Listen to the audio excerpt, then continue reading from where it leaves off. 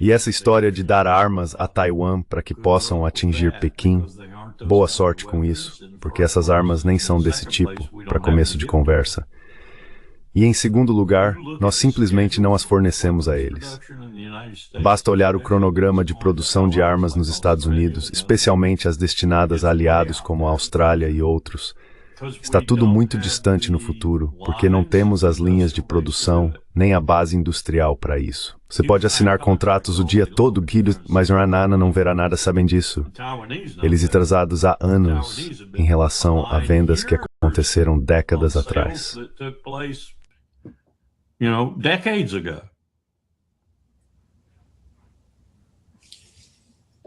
Larry,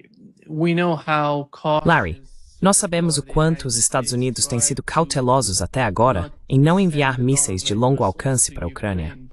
Mas afinal, quando vemos a escalada nos ataques a petroleiros, você não acha que estamos caminhando para uma grande escalada se a União Europeia, ou, como Donald Trump chama a OTAN, decidir intensificar os ataques de drones contra petroleiros russos?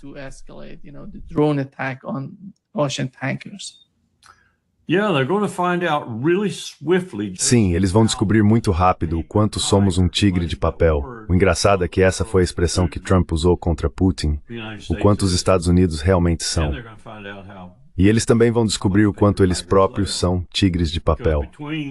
Porque entre nós dois, a União Europeia, a OTAN, digamos, seu componente militar, e os Estados Unidos, não conseguiríamos montar uma força militar capaz de derrotar a China e a Rússia juntas. E provavelmente nenhuma delas separadamente, certamente não a China. Basta olhar para a base industrial. A China constrói o quê? 6 navios, 7 navios, 10 navios, em alguns meses, 20 navios por mês. Nós não conseguimos fazer nenhum. Submarinos, produzimos cerca de 1, 2 ou 1,3 por ano, algo assim.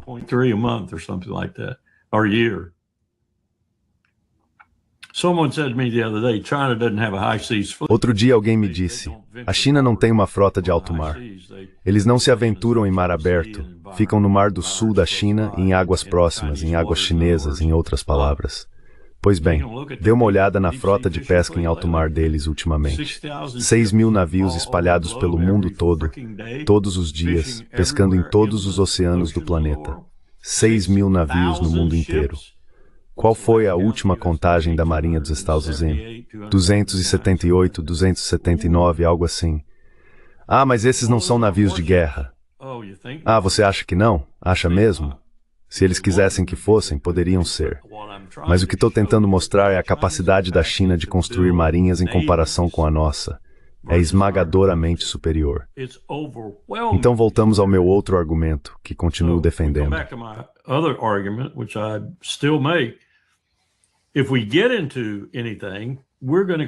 Se entrarmos em qualquer conflito, vamos recorrer ao nuclear, porque vamos perder. Vamos perder terrivelmente nas fases iniciais de um conflito convencional.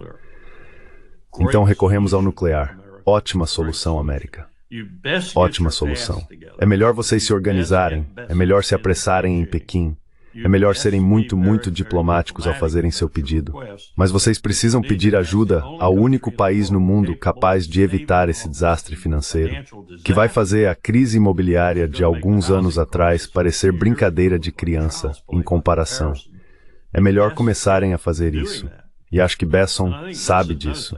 Quero dizer, não consigo imaginar que ele esteja entrando no novo ano achando que pode vender 3 trilhões de dólares em títulos dos Estados Unidos e nos salvar.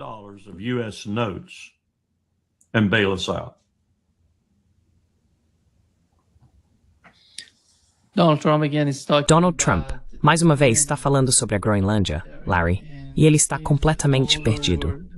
Mas a Groenlândia parece algo muito sério para ele e para sua administração. Veja o que Donald Trump disse. Eu preciso resolver tudo isso. Mas ele sentia muito fortemente que precisamos disso por motivos de segurança nacional, não por causa dos minerais. Temos tantos locais com minerais, petróleo e tudo mais. Temos mais petróleo do que qualquer outro país do mundo. Precisamos da Groenlândia por segurança nacional. E se você observar a Groenlândia, ao longo da costa, há navios russos e chineses por toda parte. Precisamos dela por segurança nacional. Temos que tê-la. E Alhenias de esse esforço. Então, hoje estamos nomeando Marco como enviado especial para a Groenlândia. É algo muito importante. To Greenland. Greenland's a big deal. Yeah. What happened to the Monroe Doctrine? O que aconteceu com a doutrina Monroe, querida? Navios russos e chineses por toda a costa leste? O que aconteceu com a doutrina Monroe, querida? O homem fala com língua dupla. Ele fala com língua de víbora, mas ele fala a verdade quanto ao perigo em que o império se encontra. E ele está tentando alcançar, tentando agarrar todos os recursos que conseguir. Ora, o homem queria o Canadá para reforçar o império. Mas sinto muito, isso não vai funcionar. Porque o que vai derrubar o império é o mesmo que derrubou a maioria dos impérios na história humana. A prodigalidade no fim, nos gastos, seja em lingotes de ouro, barras de prata, mantos de seda ou dólares. Silk, robes, or dollars. And the dollar has the additional deficiency of being... E o dólar tem a deficiência adicional de não ser lastreado por praticamente nada. Ele acha que é sustentado por todos os ativos que temos e pelos ativos que ele tenta conquistar, como a Groenlândia. Sinto muito, isso não faz a menor diferença na situação em que estamos. E fomos nós que criamos isso. Criamos isso tão certamente quanto criamos Bretton Woods, a OMC, o FMI e todo o complexo pós-Segunda Guerra Mundial sobre um mundo prostrado. Porque todas as grandes potências estavam prostradas no fim da Segunda Guerra Mundial. Até mesmo nossos aliados, Grã-Bretanha, União Soviética, França, Japão, nossos inimigos. Nós criamos isso e agora o destruímos. Destruímos isso por causa da nossa avareza, da nossa ganância, da nossa incapacidade de cooperar, da nossa incapacidade de compreender o que o fim da Guerra Fria realmente significava.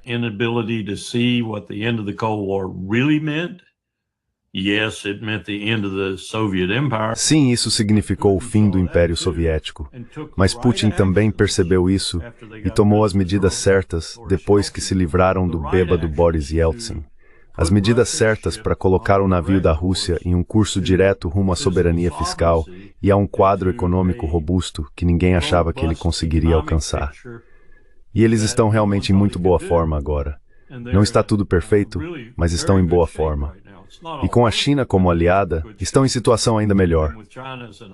As pessoas me dizem, não, China e Rússia, a China está lá no Extremo Oriente tomando território russo, fazendo isso e aquilo. Não é por isso que estão fazendo isso. Bobagem. E Putin sabe o que eles estão fazendo.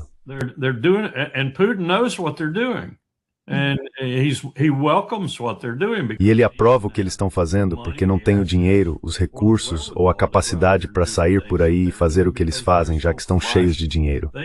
Eles podem fazer e sair impunes.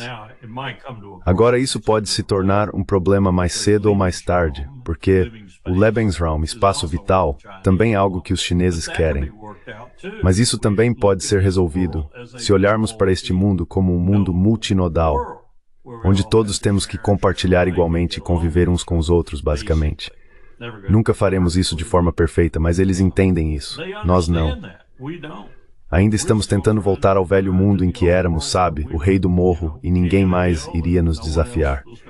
Sinto muito. Isso acabou. Já era. E você vai descer desse morro no próximo ano, de forma dramática, porque em essência vai estar quebrado.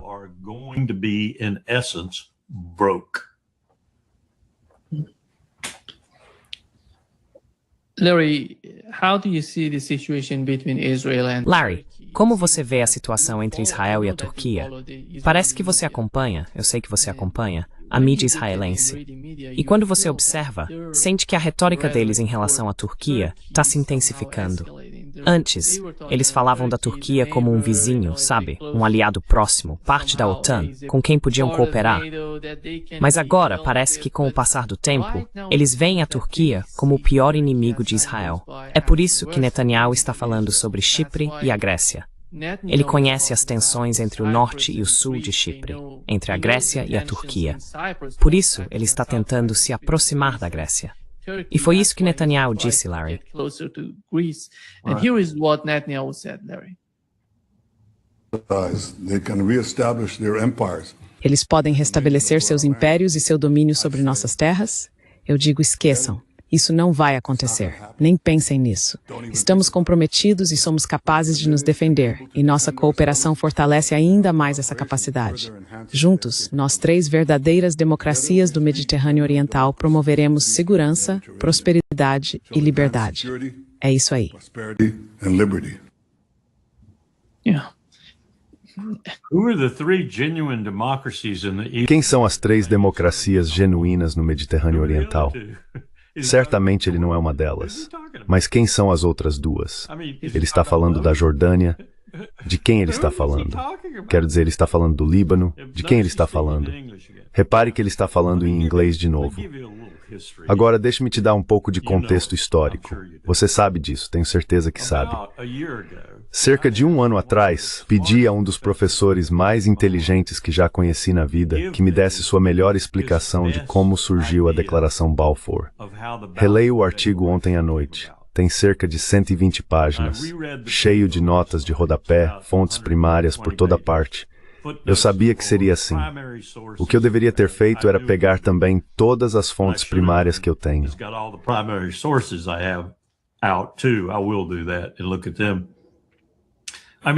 Vou fazer isso e analisá-los. Quero dizer, é tudo, de Lloyd George a Winston Churchill, de Balfour a Woodrow Wilson e ao Coronel House. Todas as pessoas que desempenharam um papel no que essencialmente vivemos hoje. Na margem direita de uma das páginas, escrevi com tinta verde para não deixar passar: a pérfida Albion faz jus ao seu nome, porque eu estava observando o que os britânicos fizeram para criar Israel. Mesmo diante das fortes objeções do próprio Ministério das Relações Exteriores deles, assim como nós fizemos com Harry Truman, apesar das fortes objeções do nosso Departamento de Estado e do Estado-Maior Conjunto. Fiz um discurso sobre isso no National Press Club há algum tempo, em que percorri toda a história.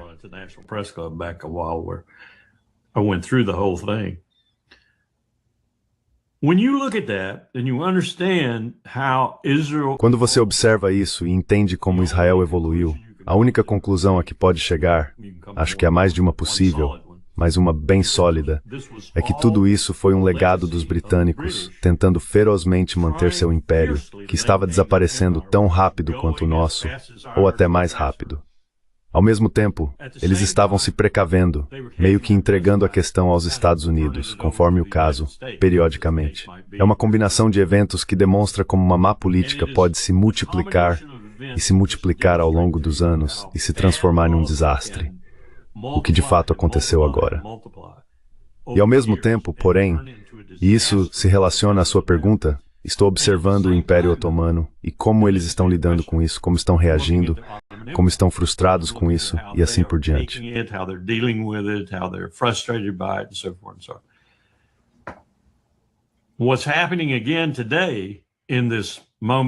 O que está acontecendo novamente hoje, neste momento de mudança decisiva no mundo, é que os líderes do Oriente, incluindo Ankara, e não me refiro necessariamente a Erdogan como indivíduo, mas à liderança turca, incluindo seus militares, que sempre considerei bastante competentes, quer estejam perpetrando um golpe para tomar o país ou permanecendo quietos à margem, estão revisitando tudo isso agora. Eles estão percebendo que o experimento, por assim dizer, não funcionou muito bem e agora estamos pagando o preço por essa má política ao longo desses anos, quase um século. Eles estão tentando descobrir o que fazer. Netanyahu não é nenhum tolo. Ele é um assassino, um maníaco homicida, um idiota em certos aspectos. E idiota tem ali uma definição muito específica. Mas não é burro.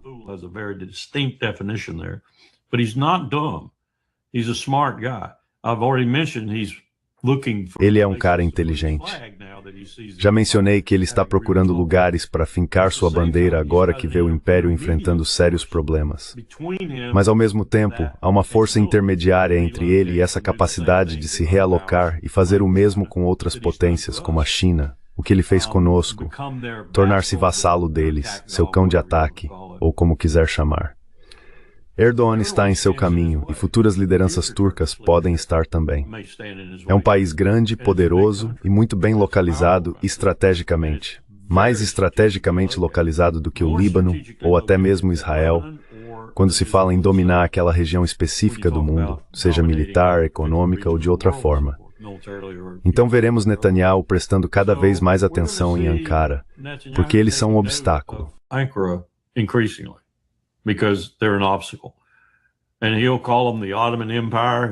E ele vai chamá-los de Império Otomano. Vai dizer que eles querem restabelecer o Império Otomano. De certo modo, ele está certo. Eles estão olhando para o que aquilo significava e pensando que, deveriam ter sido ouvidos, que os britânicos, em especial, deveriam ter cooperado mais com eles, em vez de tê-los prejudicado. Então veja, estou recitando muita história aqui, mas a história é importante. E acho que Netanyahu encontrou seu par. Acho que ele encontrou seu par em todos os sentidos. E, mais cedo ou mais tarde, ele vai perceber isso. E isso também me preocupa, porque acho que, a ideia era acabar com o Líbano, acabar com Gaza, e ele está indo muito bem em Gaza agora, quero dizer, está simplesmente destruindo tudo. Acabar com a Cisjordânia, talvez acabar com a Jordânia. Eu disse acabar com o Líbano. Finish off Lebanon. Do some things in Syria, if he can. Fazer algumas coisas na Síria, se puder, e depois acabar com o Irã. Mas a mudança de plano recentemente, e eu soube disso por uma fonte bastante confiável, foi fazer todas essas outras coisas, guerras em várias frentes, por assim dizer, e deixar que os Estados Unidos, seja provocando-os com Trump sendo o principal provocador, ou simplesmente exigindo, dizendo algo como, vou usar uma arma nuclear contra ele se você não fizer, fizessem Trump acabar com o Irã. Não acho que isso vá funcionar, mas acho que é assim que ele está pensando agora. Acho que ele tem uma nova ideia agora, porque tem um vizinho ao norte que não é muito favorável a isso e não vai permitir que ele retome a guerra com o Irã sem consequências, sem repercussões.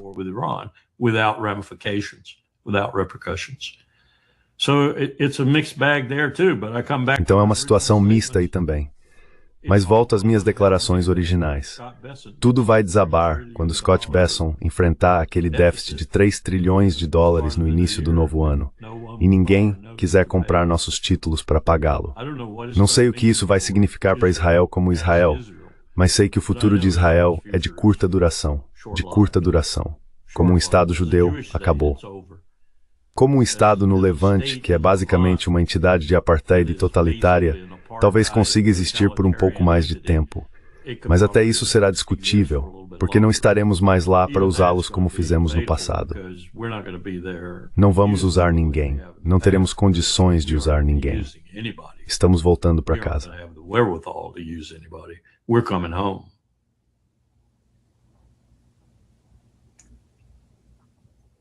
Bordeaux.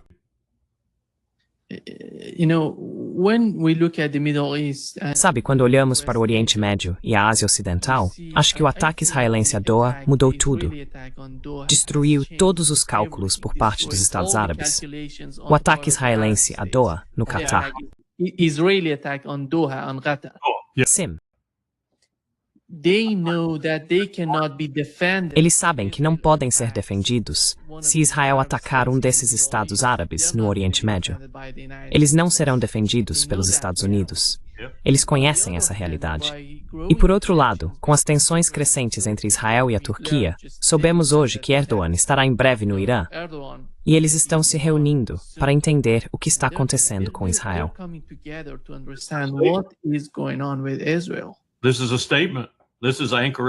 Esta é uma declaração, esta é a declaração de Ankara em resposta a Jerusalém. Você não vai fazer isso, e não vai mesmo. Se fizer, não vai sair impune. E se tentar provocar o seu papai grandão para entrar nisso, também não vai funcionar, porque ele vai acabar se queimando. E as pessoas estão começando a perceber o fato de que naquela troca em que Trump disse, acho que foi o Trump quem disse, talvez tenha sido o Hegseth, um deles afirmou que a Rússia era um tigre de papel. Putin respondeu de forma muito delicada, na minha opinião, mas ainda assim verdadeira.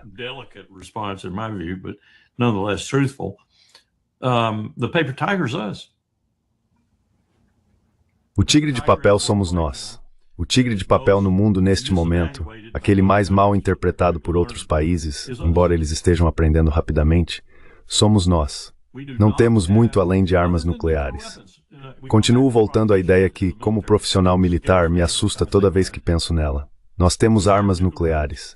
Temos quase 6.000 ogivas nucleares e sistemas de entrega muito bons e confiáveis. Temos essas armas sob o mar, sobre o mar, no ar e em forma balística.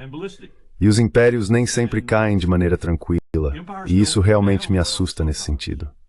And this one really scares me in that regard.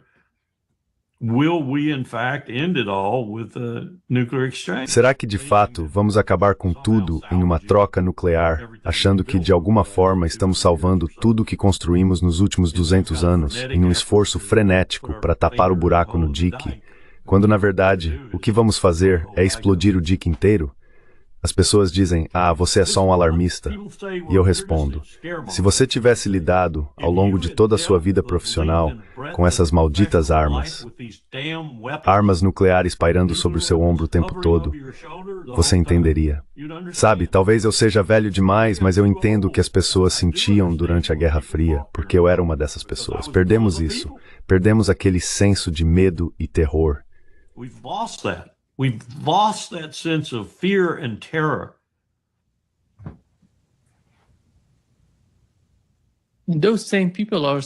Essas mesmas pessoas ainda estão no comando. Elas é que estão dirigindo o espetáculo. Eu não consigo acreditar nem por um minuto que Donald Trump esteja realmente no comando nos Estados Unidos. Esse cara é algo. He's the cosmetic surface of it. Ele é a superfície cosmética disso tudo. E ele deve deixá-los loucos às vezes também, com sua imprevisibilidade, sua indecisão, estando por toda parte, dormindo em reuniões e coisas assim. Ele deve deixá-los loucos. Eles devem, em certos momentos, olhar uns para os outros por trás das cortinas, ou seja, lá onde for, se é que tem esses momentos, e dizer, o que diabos nós fizemos? Vamos falar com o JD. Let's get the JD. Sim, Larry, você ainda vê o medo, a ameaça ou o risco de uma guerra entre o Irã e Israel? Eu não sei o que mais os Estados Unidos podem oferecer a Israel. Neste momento, Donald Trump está enviando tudo para perto da Venezuela, ali na costa. Mas se Israel está se preparando para atacar o Irã, o que mais os Estados Unidos podem oferecer a Netanyahu? Ele sabe que não se trata apenas do Irã. Mencionamos a Turquia. Os Estados Árabes estão tentando fazer algo nos bastidores. Eles não estão satisfeitos com toda a situação no Oriente Médio. Eu acredito nisso. Mas eles ainda mantêm boas relações com os Estados Unidos, mesmo sob o governo Trump. No geral, quando você olha para a situação no Oriente Médio, quão arriscado é para os Estados Unidos se envolverem em qualquer tipo de guerra?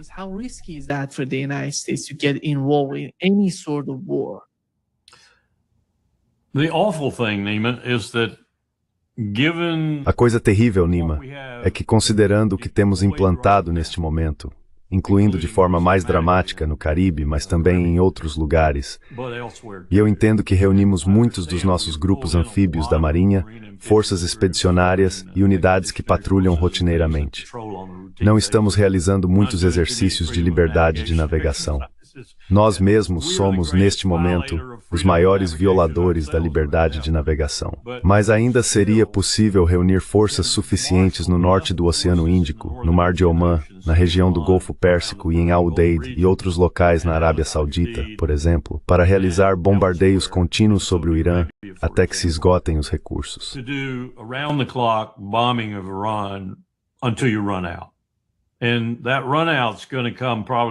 E esse esgotamento provavelmente vai acontecer em cerca de 96 horas, em termos de munições principais. Mas há o suficiente para realmente fazer algo que pareça espetacular por um curto período de tempo. Pense, por exemplo, nas fases iniciais da tempestade no deserto e nos bombardeios que ocorreram naquela época. Ou pense nos 4 dias que realmente causaram mais danos ao Iraque. Quero dizer, Iraque, não Irã.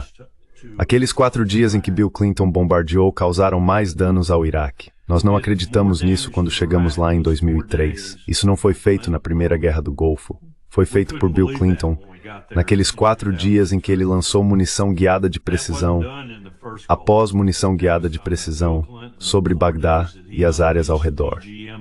Então, poderíamos fazer isso.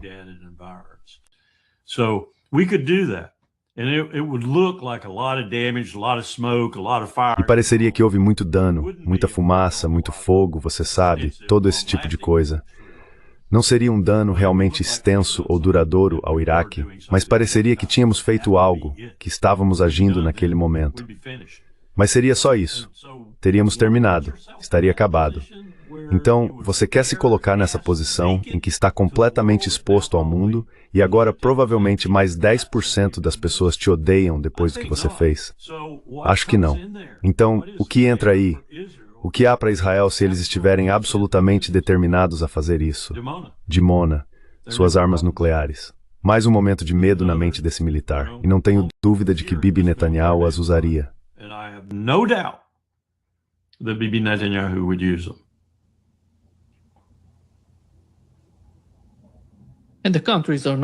E os países não são ingênuos, Larry.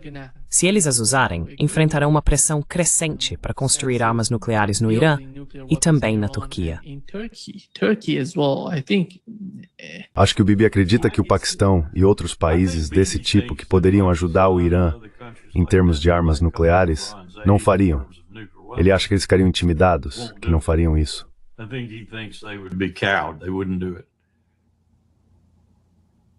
Mas, em momentos extremos, você realmente não sabe como pazes se comportariam. Com certeza não. E você não sabe o que o Irã faria. Eles poderiam aceitar um ataque nuclear se fosse apenas limitado. Poderiam aceitar o ataque nuclear e depois aniquilar Israel. Simplesmente aniquilar, afundar no Mediterrâneo. Eles poderiam fazer isso. Apenas com munições convencionais, poderiam fazer isso, especialmente se essas munições convencionais fossem reforçadas e reforçadas e reforçadas pelos chineses e pelos russos. Eles apenas manteriam as ondas de ataques. O único problema é que eles poderiam lançar outra ogiva nuclear, ou outra, ou mais uma. Mas uma das coisas que eu faria, se fosse o Irã, seria tirar minha área de ataque proibida do complexo de Dimona. Eu atingiria o complexo de Dimona. Eu o destruiria completamente. Isso provavelmente significaria radiação por todo Israel. Mas se eles fossem fazer isso comigo, eu faria o mesmo com eles. Viu como isso funciona? É muito perigoso.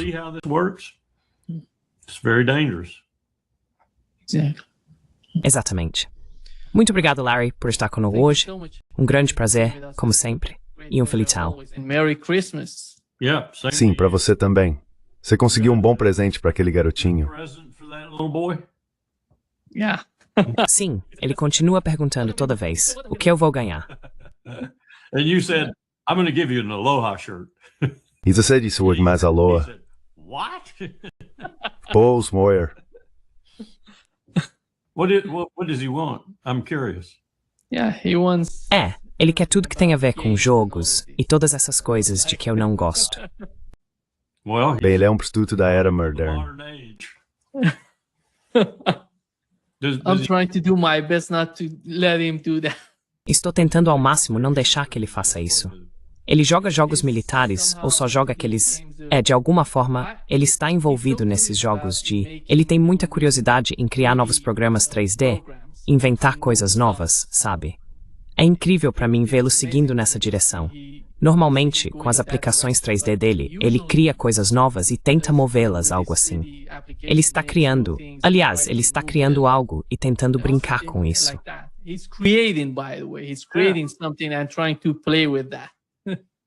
Ele gosta de fazer modelos de aviões ou algo assim?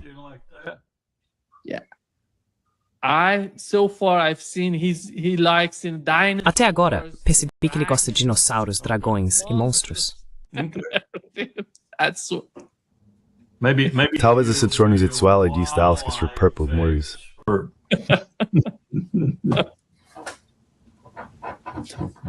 Muito obrigado, Larry. Cuide-se. Take care. Merry Christmas. Feliz Natal. Bye-bye.